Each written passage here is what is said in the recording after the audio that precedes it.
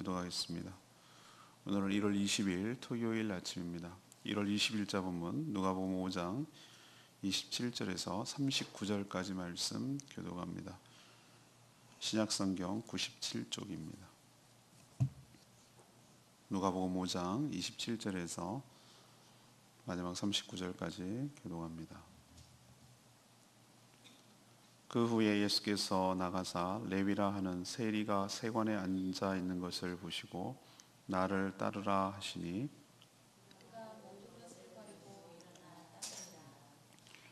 레위가 예수를 위하여 자기 집에서 큰 잔치를 하니 세리와 다른 사람이 많이 함께 앉아 있는지라. 서기들의 서기관들이 그 제자들을 비방하여 이르되 너희가 어찌하여 세리와 죄인과 함께 먹고 마시느냐. 예수께서 대답하여 이르시되 건강한 자에게는 의사가 쓸데없고 병든 자에게라야 쓸데있나니 내가 의인을 부르러 온 것이 아니요 죄인을 불러 회개시키러 왔노라. 그들이 예수께 말하되 요한의 제자는 자주 금식하며 기도하고 바리새인의 제자들도 또한 그리하되 당신의 제자들은 먹고 마시나이다. 예수께서 그들에게 이르시되 혼인집 손님들이 신랑과 함께 있을 때에 너희가 그 손님으로 금식하게 할 수 있느냐. 그러나 그날에 이르러 그들이 신랑을 빼앗기리니 그날에는 금식할 것이니라. 또 비유로 이르시되 새 옷에서 한 조각을 찢어 낡은 옷에 붙이는 자가 없나니 만일 그렇게 하면 새 옷을 찢을 뿐이요 또 새 옷에서 찢은 조각을 낡은 것에 어울리지 아니하리라. 새 포도주를 낡은 가죽 부대에 넣는 자가 없나니 만일 그렇게 하면 새 포도주가 부대를 터뜨려 포도주가 쏟아지고 부대도 못 쓰게 되리라. 새 포도주는 새 부대에 넣어야 할 것이니라. 묵은 포도주를 마시고 새 것을 원하는 자가 없나니 이는 묵은 것이 좋다 함이니라. 아멘. 오늘의 키워드 제목은 새 옷입니다. 새 옷. 오늘 말씀을 요약하면 예수님께서 세리 레위를 제자로 부르셨습니다. 그러자 그가 모든 것을 버리고 주님을 따랐습니다. 레위가 주님을 위해 잔치를 열었는데 바리새인과 서기관들은 예수와 그의 제자가 죄인들과 어울리면서 먹는다고 비방했습니다. 예수님은 자신은 의사로서 죄인을 회개하기 위하여 이 땅에 왔다고 대답합니다. 그들은 또 예수님의 제자들이 금식도 하지 않는다고 비난을 했습니다. 예수님은 신랑과 함께 있을 때는 잔치이니 함께 즐기라고, 나중에는 금식에 들다고 온다고 하셨습니다. 그리고 새 포도주는, 새 옷은 새 부대에 넣어야지 헌 옷에 넣을 수가 없다라고 말씀하셔서 새로운 질서가 시작되었음을 선포하셨습니다. 이것이 오늘의 전체적인 말씀 요약입니다. 오늘의 질문은 예수님은 어떤 사람들과 함께 하셨습니까? 예수님은 어떤 사람들과 어울렸습니까? 예수님은 어떤 사람들을 영접하고 환대합니까? 그럼 우리는 어떤 사람들과 어울려야 되겠습니까? 우리는 어떤 사람들과 함께 해야 되겠습니까? 이것이 우리의 적용점이 되겠죠. 첫 번째로 모든 것을 버리고 주님을 따르는 사람과 함께 하셨습니다. 예수님이 모든 사람을 다 제자로 삼지는 않으셨습니다. 70명도 있었지만 더 압축하면 12명으로 좁혀집니다.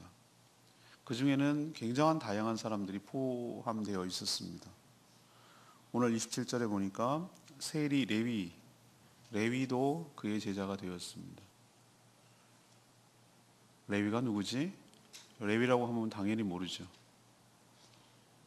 바로 레위는 마태복음을 쓴 마태입니다. 마태의 또 다른 이름이 레위입니다. 마태복음에 자신을 그렇게 소개하고 있어요. 마태복음을 쓴 자가 세리였어요. 네, 세리였습니다. 당시 세리는 매국노 취급받는 자였습니다. 로마의 앞잡이, 우리로 치면 일제의 앞잡이가 되어서 같은 동포들을 옥죄고 빼앗고 살해사역 챙기고 이런 아주 나쁜 사람의 대명사, 죄인의 대명사의 부류에 해당되는 사람이었습니다. 예수님이 세리, 레위가 세관에 앉아있는 것을 보셨습니다. 주님의 명령이 항상 어떨 때 보면 밑도 끝도 없는 것처럼 보입니다. 어떤 사람은 그렇게 안 부르고 수많은 사람이 스쳐 지나갔겠지만 베드로를 부르고 또 오늘 레위라고 부르는 마태를 자신의 제자로 부릅니다. 그냥 보시고 나를 따르라. 나를 따르라. 내가 너를 제자로 삼겠다. 따르라. 이렇게 명령하셨어요. 여러분은 어떻게 이 명령을 받아들이겠어요? 앞뒤 설명 없는 이 황당한 명령인데 여러분은 어떻게 반응하십니까? 다양하겠죠? 무슨 헛소리를 하고 있어. 이렇게 생각할 수도 있고 거절할 수도 있고 황송하고 고마운데 내가 미련이 남고 정리해야 될 것이 너무 많아서 이렇게 반응할 수도 있고 지금 레위처럼 다 버리고 떠날 수도 있고 쉽지 않은 것이에요. 쉽지 않아요. 그런데 이 절대적인 명령 앞에 순종했을 때 놀라운 역사가 일어나게 될 줄로 믿습니다. 내일 설교 제목이 터닝 포인트예요. 터닝 포인트. 어떤 사람에게든지 인생에 한 번의 전환점이 와요. 그것을 잡느냐 놓치느냐가 인생이 결정되는 것이에요. 전환점이 있어야 돼요. 세리, 마태, 레위는 여기가 전환점이었어요. 그 순간. 근데 레위는 다 버렸어요. 여러분 버린다는 게 얼마나 어려운 거 아시죠? 모든 것을 버렸다고 말하는 것은 자기의 직업도 버렸고 가족도 버렸고 명성도 버렸고 미래도 버렸고 다 버렸다는 거예요. 내려놨다는 거예요. 다. 내려놨다는 게 될 대로 되라 이런 개념입니까? 아니요. 나의 모든 삶을 주님께 맡겼다는 뜻이에요. 그게 어떻게 가능했죠? 그 위에 보면 중풍병자를 고친 놀라운 역사를 들었든 봤든 경험을 했던 거예요. 그래서 이분이 보통 분이 아니고 이런 분이 나를 불러주신 것에 대해서 너무 고마웠던 것이에요.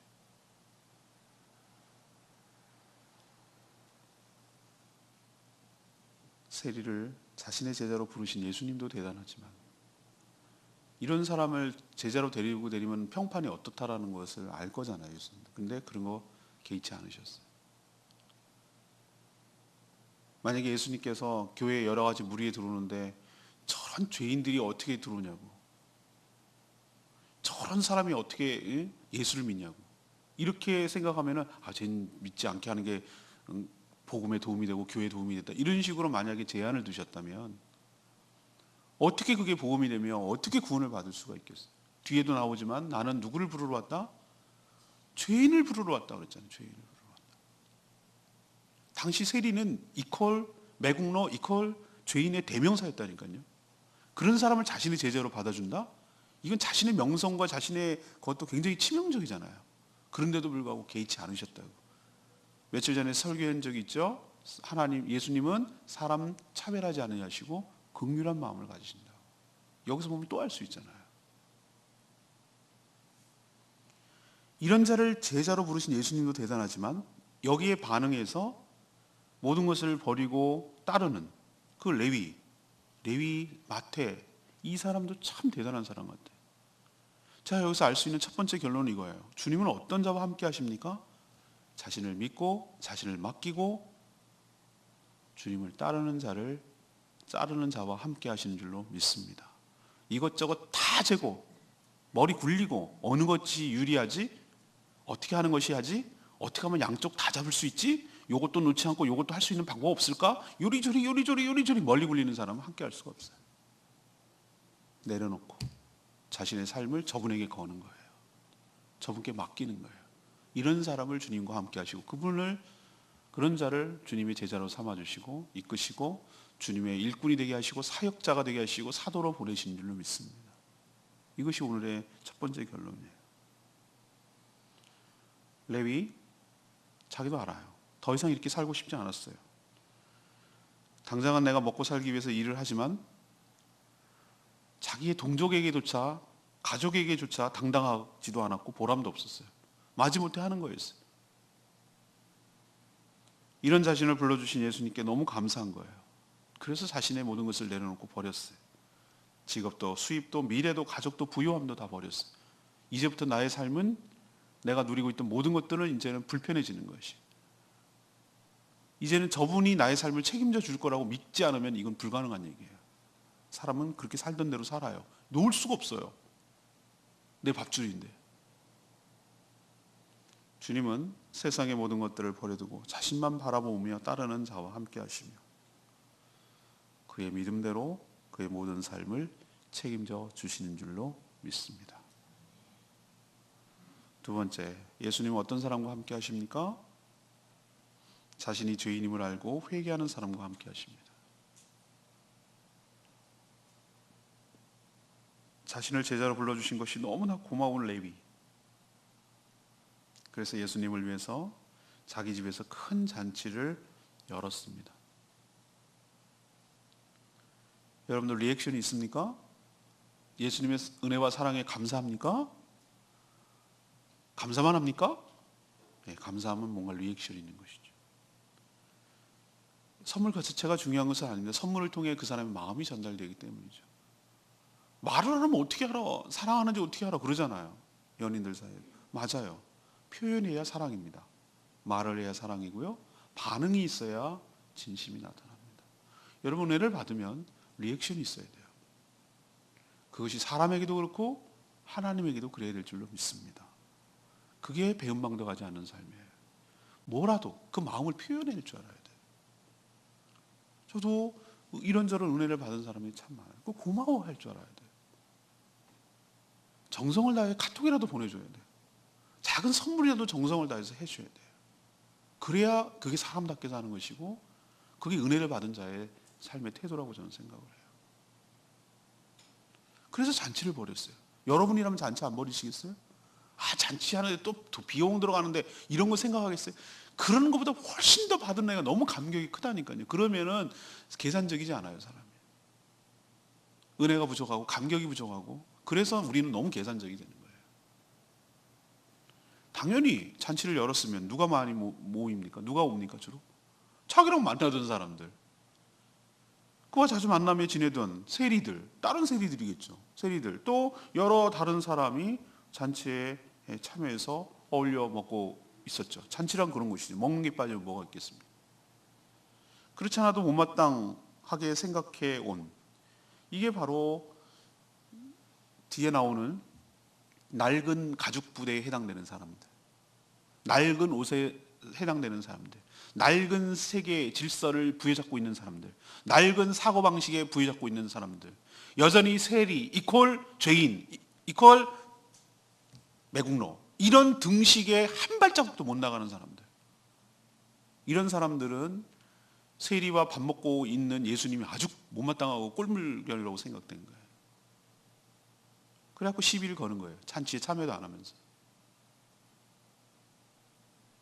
비방을 하죠. 어떻게 죄인들과 함께 어울려 먹을 수 있냐고. 죄인들과 함께 어울려 먹으면 죄인인 거 아닌지 모르냐고.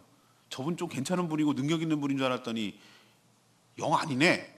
왜? 자기 프리즘, 자기의 사고방식으로 세상을 모두 보니까 이런 반응밖에 못 나오는 거예요. 여전히 어둠 프레임에 갇혀 있죠. 헌 옷, 낡은 가죽 부대의 프레임에 갇혀 있는 거예요. 이 사람들. 이걸 깨지 않으면, 이걸 벗어나지 않으면 이렇게 계속 살 거예요. 예수님 뭐라고 비유를 했습니까? 건강한 자에게는 의사가 쓸데없죠. 병든 자에게 쓸데있죠. 이 얘기는 뭡니까? 그래, 네 말 맞아. 얘네들 죄인이야. 그러니까 죄인이니까 넌 안 돼. 넌 버려야 돼. 넌 끝났어. 라고 말하면 되겠냐. 오히려 이 사람들이 연약한 사람들, 이 사람들이 죄가 많은 사람들이고 자신이 죄인이라는 것을 누구보다도 잘 알기 때문에 세리가 따른 거 아니겠어요? 마태가? 그럼 그 사람들에게 예수님이 더 필요하다는 얘기예요. 나는 그런 사람들을 위해서 왔고 이런 사람들을 회개하고 구원하기 위해서 나는 이 땅에 왔고 그래서 이렇게 구원의 역사를 함께 기뻐하며 즐거워하며 이 일에 동참한다는 뜻이에요. 근데 너네들, 실제로 너네들이 엄청난 죄인인데도 불구하고 자기는 건강한 사람이라고 생각하는 자에게는 나 같은 의사가 쓸데가 없는 것이죠. 필요가 없는 것이죠.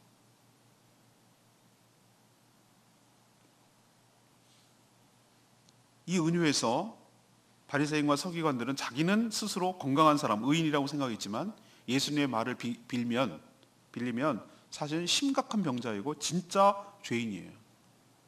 그걸 자기가 모르는 거예요. 예수님이 필요 없다고 생각하니까, 자기가 죄인이라고 생각하지 않으니까, 예수님의 의로움은 필요 없다고 생각하니까. 근데 정말 필요한 사람은 이 사람인데, 그러나 마태 같은, 레위 같은 죄인들은 정말 필요한 거라 했어요. 나 같은 사람 취급해 주는 것만 해도 감사한 거예요. 삭개오 그랬잖아요. 자기가, 이 사람 세리는, 이 세리 장이었어요. 삭개오는 그 위에 직급이에요. 이 사람은 평세리고. 얼마나 고마운 거예요. 자기같이 사람 취급 한 명도 안 했어요. 근데 사람 취급해 주는 게 너무 고마운 거예요. 세리, 마태 너무 고마운 거예요. 그러니까 잔치를 벌이는 거예요. 왜? 자기가 죄인이라고 생각하면 할수록 예수님의 은총과 은혜가 너무 감사한 거예요. 감격이 있는 것이에요. 그래서 그 죄를 회개하며 주께 용서받은 것, 또 이런 자신을 불러준 것, 이것이 너무 고마워하는 자와 주님은 함께 하신 줄로 믿습니다. 누구와 함께 하는 자고? 예수님 누구와 함께 한다고요? 자신이 죄인이라고 생각하고 그 죄를 회개하고 그 구원의 은총을 베풀어 주시고 나를 사람 대접해 주시고 나에게 은혜를 베풀어 주신 것을 감사할 줄 아는 사람, 그런 사람과 함께하는 줄로 믿습니다. 고개 빳빳이 들고 여전히 자기가 잘났다고 생각하고 나는 필요 없다고 생각하고 내가 왜 예수를 믿어주냐고 착각을 하고 남을 정죄하고 남을 비난하고 남을 판단하고 낡은 사고방식에 사로잡혀 있는 자와는 주님이 함께할 수가 없어요.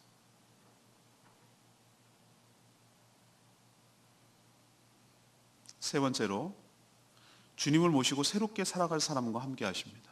주님을 모시고 새롭게 살아갈 사람과 함께 하세요. 바리새인과 서기관들은 예수님과 그의 제자들이 전에 세례요한처럼 그리고 그들의 제자처럼 금식과 기도를 하지 않는다. 그리고 어떻게 저렇게 먹고 마시는 것을 좋아하는지 골몰하는지 모르겠다 비난했어요. 저는요, 이 사람이 심성이 성품이 굉장히 중요해요. 성품과 인격과 신앙은 같이 가는 것 같아요. 신앙이 성숙이 저는 인격이 성숙이라고 생각을 해요. 요즘 많이 그런 생각을 많이 해요. 매사가 심사가 꼬인 사람들은 모든 걸 그렇게 봐요. 잘 못 고쳐져요. 그거 진짜 회개해야 돼요. 그 부분을 고쳐달라고 하나님께 울어야 돼요. 속이 뒷꼬인 사람들이 있어요. 속이 뒷꼬인 사람들. 매사가 삐딱한 사람이 있어요. 꼬였어요. 이런 사람들은 뭘 봐도, 뭘 좋은 걸 갖다 놔도 항상 삐딱하게 봐요. 흠부터 보고, 안 좋은 것부터 보고, 불안해하고, 잘못된 결과를 먼저 예측하고, 다른 사람을 봐도 좋은 장점을 보지 않고 단점부터 보이고, 남을 정죄함으로 인해서 자기가 우월하다고 생각을 하고, 심사가 그래요. 심사. 대책이 없어요. 답이 없어요. 이런 사람. 진짜로 회개하고 고쳐야 될 건 그런 심성이에요. 그런 성품. 그게 안 달라지면은 하나님 은혜를 받을 수가 없어요. 이 바리새인과 서기관들 보세요. 족족 시비예요. 족족 시비. 사사건건 비방, 사사건건 트집, 사사건건 비난. 뭐 이런 것밖에 하는 게 없어요. 보세요. 하는 거 보세요. 얘 눈에는 하나도 잘 된 게 없어요. 다 꼴보기 싫은 거예요. 그럼 뭐하러 같이 있지 말든지 쳐다는 봐 또 열심히. 뭐 어떻게 하나 하고 지켜보는 거. 또 그런 사람 특징이 뭡니까? 잘 지켜봅니다. 뭐 흠 잡을 겁나 하고 이렇게 꼬투리 잡을 겁나 뭐 하나 건수 걸리는 겁나 딱 걸리면 그걸 그냥 집요하게 물고 파고 들어가지고 그거 갖고 사람들을 넉다운 되게 만들고 자기의 그 포로로 만들어가고 끌고 다니려는 사람들입니다. 그런 사람들을 상종하지 마세요. 그런 사람과 상종하지 마세요. 나만 피곤해져.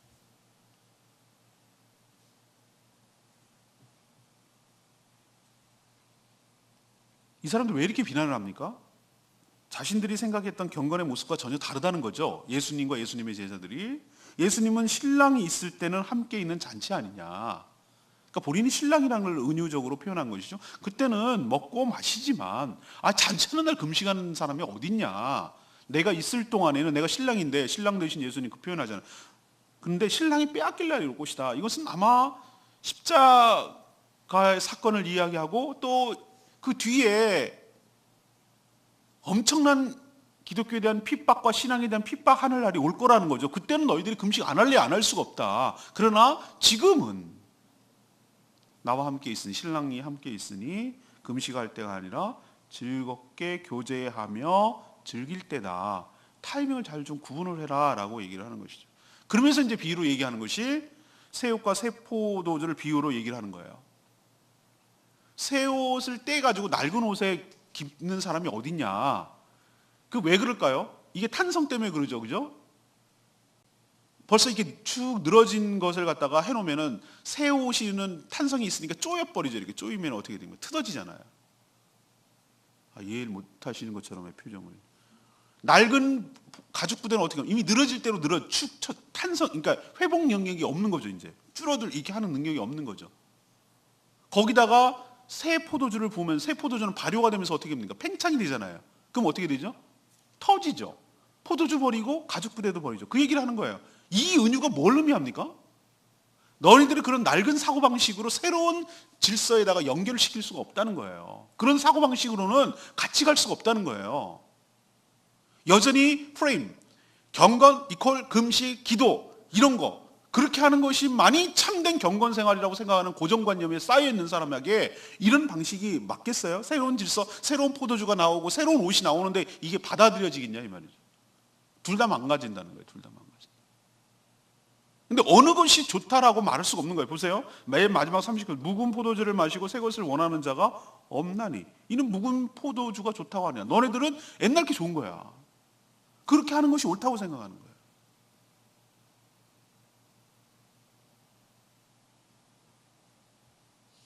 그럼 금식은 틀린 경건인가? 그렇지 않아요. 때론 필요해요.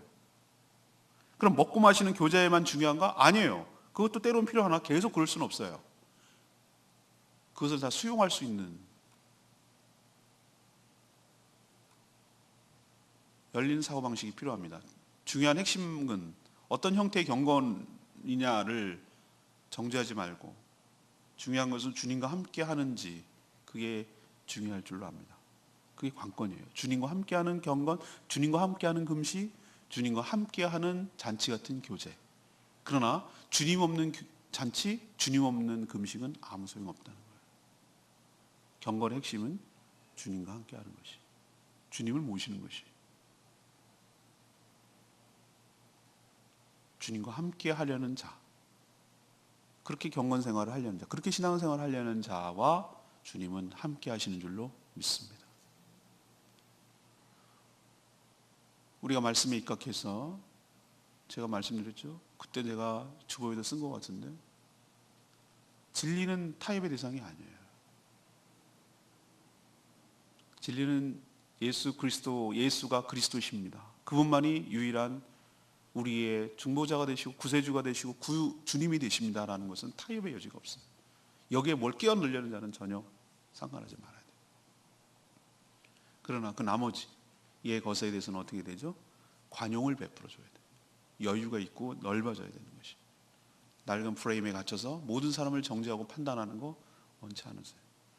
중심을 잡되 그것을 알리고 그것을 함께 갈 수 있는 자는 여유가 있고 폭이 넓어야 돼요. 편협하면 안 돼요.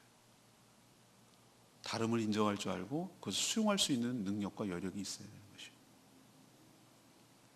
외골수적인 것이 신앙이 좋은 사람은 아니에요. 자기 고집을 가지고 신앙이 좋다고 말하면 안 돼요. 남을 정죄하고 판단하고 비난하는 그것을 올곧은 신앙이라고 말하면 안 돼요.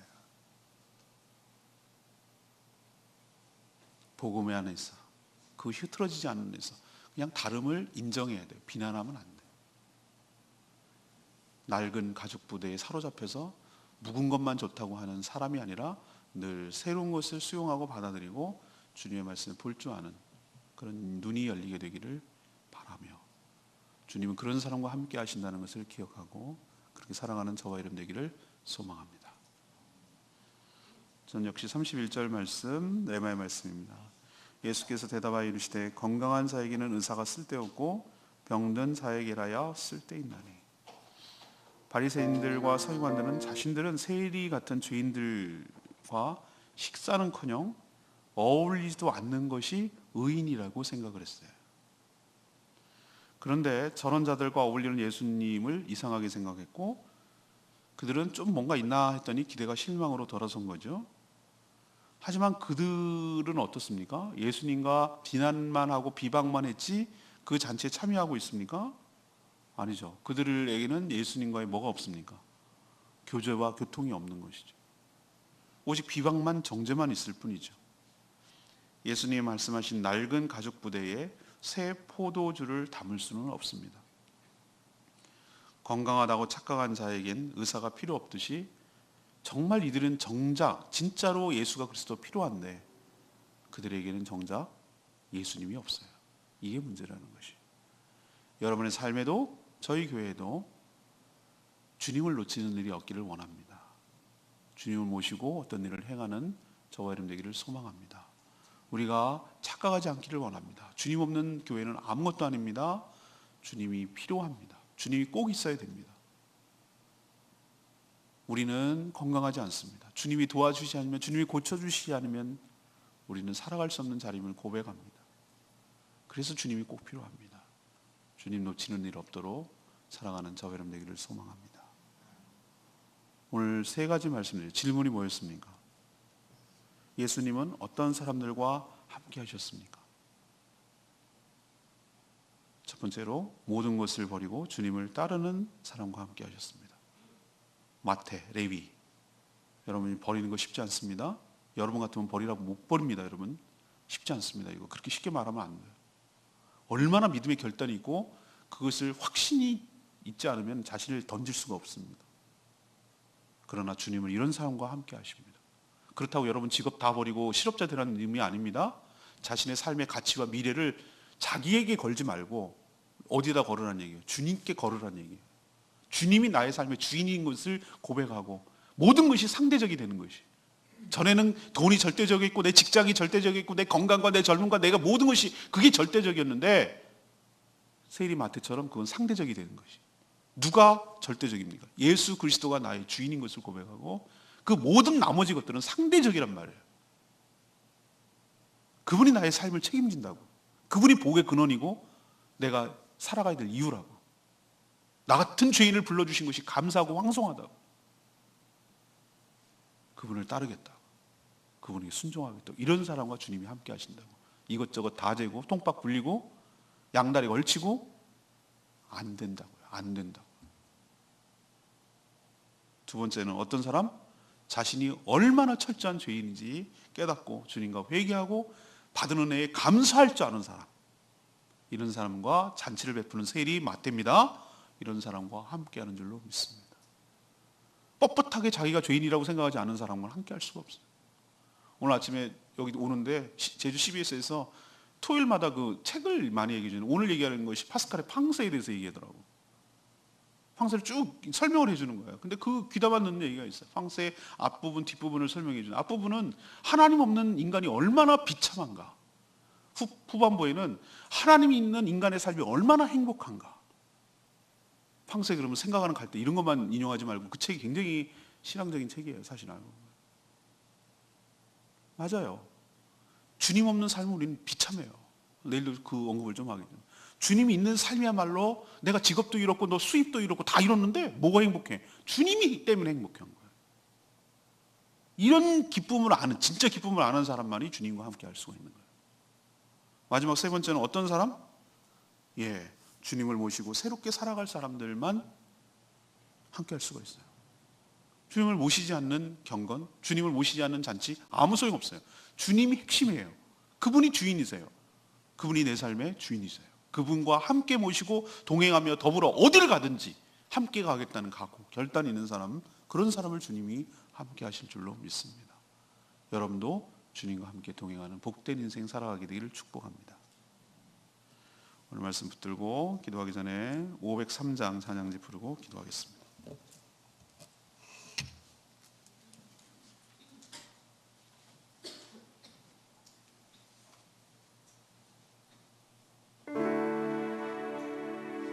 찬양지 503장입니다.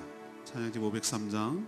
내 마음을 가득 채운 주 향한 찬양과 사랑, 어떻게 표현할 수 있나? 저는 오늘 말씀 가사를 보면서 세리, 레위, 마태복음을 쓴 마태의 마음이 생각이 났어요. 마태의 심정, 세리, 레위의 심정으로 이 찬양을 불러보면 더 은혜가 돼요. 근데 그 세리 마태가 꼭 우리 아니겠습니까? 나 같은 죄인을 불러주신 은혜가 너무나 감사해서, 그래서 이렇게밖에 고백하고 감사하고 찬양하지 않을 수가 없는 것이죠. 여러분도 동일한 마음으로 이 찬양 같이 불렀으면 좋겠습니다.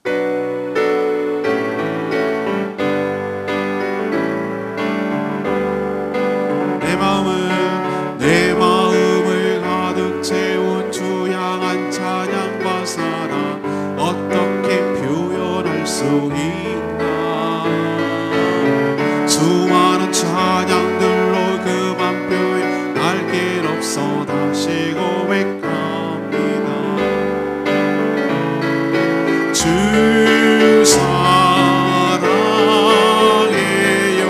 온 맘 다하여 말로 다 할 수 없어.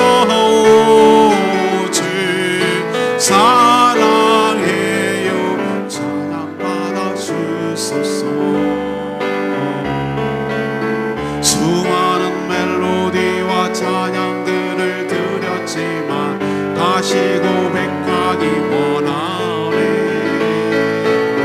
주님은 나의 사랑, 삶의 중심 되시오. 주를 찬양합니다. 주 사랑해요, 온 맘 다하여 말로 다 할 수 없어. 주 사랑해요, 찬양받아 주소서. 주님 나신 내 가는 새날 주신 감사해요. 주님 나신 다시 고백하는 찬양 주신 감사해요. 주 사랑해요, 온 맘 다하여 말로 다 할 수 없어. 주 사랑해요, 찬양받아 주소서. 여러분, 우리가 언제부터인가 하나님의 구원의 은총을 잃어버리고 구원의 감격을 잃어버렸어요. 레위, 세리 레위 어떤 마음인지 아시겠죠? 왜 잔치를 벌였는지 그 마음 아시겠죠? 왜 그가 모든 것을 버리고 주님을 따를 수 있는 결단을 했는지 아시겠습니까? 사람 취급 못 받고 살던 내가, 죄인인 내가 나 같은 죄인을 불러주시고 그 엄청난 제자로, 12제자로 삼아주신 하나님의 은혜가 너무 감사한 거예요. 너무 감사한 거예요. 내 삶의 터닝포인트를 만들어주신 하나님의 은혜가 너무 고마운 거예요. 내 집에 오셔서 우리와 함께 어울려주신 하나님의 은혜가 너무 고마운 거예요. 사람답게 살 수 있도록 은혜 베풀어 주신 게 너무 감사한 거예요. 그래서 남이 뭐라고 하든 이 놀라운 은혜에 감사하며 감격하며 살아가는 것이, 주님은 이런 자와 함께하는 줄로 믿습니다. 우리 너무 마음이 높아지지 않도록 바리새인과 서기관처럼 남을 정죄하고 비판하고 낡은 부대와 사고방식 프레임 속에 갇혀가지고 제천에서 한데 전 틀렸어, 저게 문제야. 그렇지만 정작 자신은 고침받지 못하고 자기가 죄인인지도 깨닫지 못하고 살아가는 불쌍한 인생이 아니라 주님과 어울리며 주님과 함께하는 인생 될 수 있도록 해달라고 다 같이 주여 외치며 하나님께 간구하고 기도합니다. 주의 아버지, 주 사랑해요, 온 맘 다하여 말로 다 수 없어.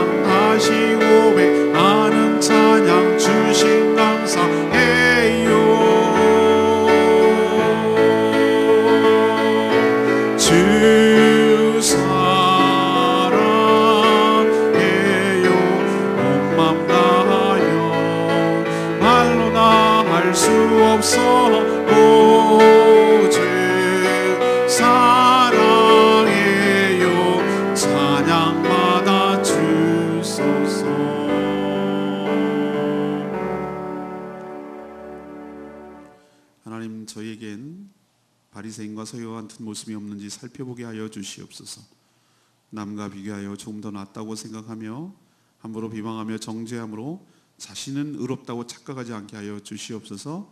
우리가 얼마나 하나님 앞에서 큰 죄인인지 깨닫게 하여 주시고 그 죄가 용서받은 것이 얼마나 감사하고 감격스러운 일인지 알게 하여 주시옵소서. 주님과 더불어 먹고 마시며 교제하는 것이 얼마나 기쁘고 복된 일인지 깨닫게 하여 주시옵소서. 우리가 금식을 하든 주님과 교제를 하든 주님과 함께하는 것이 중요함을 깨닫게 하여 주시고 바리새인 서기관처럼 낡은 가죽 부대에 낡은 옷으로 새 것을 담으려고 하지 않게 하시고 그것을 떨치고 나와 새 술은 새 부대에 담는 은혜를 받게 하여 주시옵소서. 거룩한 주일을 준비합니다. 예배에 참여하는 모든 성도들이 준비된 예배 되게 하시고 참된 예배로 서게 하여 주시옵소서. 주일을 준비하는 모든 손길들 복되게 하시고 하늘의 은총으로 가득 채워 주시옵소서. 오늘도 하나님께 간구하며 기도하는 제목마다 응답하여 주시기를 원하옵고 특별히 육신이 연약한 자들 불쌍히 여시고 여기시고 치유하고 회복시켜 주시옵소서. 주님께 맡기며 예수 그리스도의 이름으로 기도합니다. 아멘. 오늘 하루도 주님의 은혜로 살아가는 복된 하루 되기를 축복합니다. 기도하겠습니다.